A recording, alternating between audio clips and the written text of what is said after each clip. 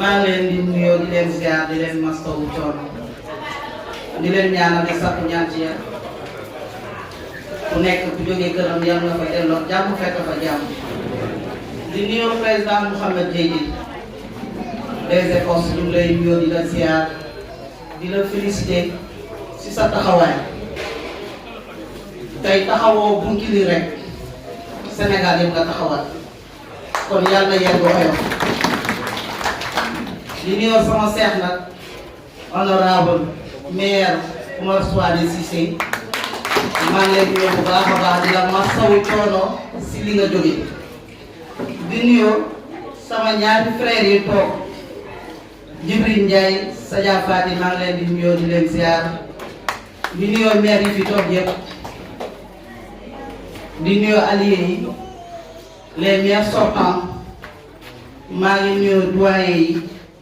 di nuyoo nag jigéen ñi ak jeunesse bi maa ngi nuyoo jigéen ñi bu baax a baax a baax bés bi seen bés la xoolal ni ngeen taaroo rek macha allah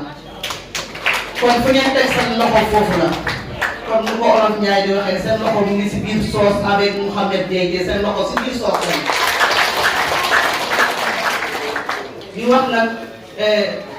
président Macky Sall Macky Sall ku nekk xam nga ni tey boo waxee Macky Sall am na lu bëri looy xalaat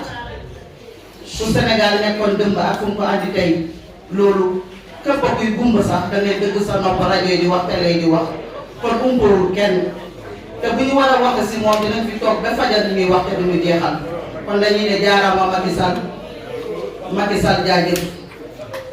bu loolu weesoo ñu ñëw si le 22 bi le 22 bi ku nekk dëgg nga ñu ne la Thiès nu mu mel mais Thiès nu mu mel jeunesse bi la ak jigéen ñi ñoo mel ak Thiès nu mu mel keroog ku nekk boo ko gisee da ngay kontaan même bu dee opposant nga keroog da ngay toog nga xam ne dëgg Macky Sall fu mu teg loxoom ba tey mi ngi fa kon yal na ko yàlla jàppale lu muy séntu nag yal na ko yof tol dama ne ñun jigéenu Sénégal ak jeunesse bi ñun ñoo ne Macky Sall forcé da ngay tegaat beneen mandat 5 ans bu neexee yàlla ñun ñoo koy forcé ñun ñoo ko forcé parce que ñun ñoo ko soxla deuxième quinquennat bi ñun ñoo ko soxla surtout ñun jigéen ñi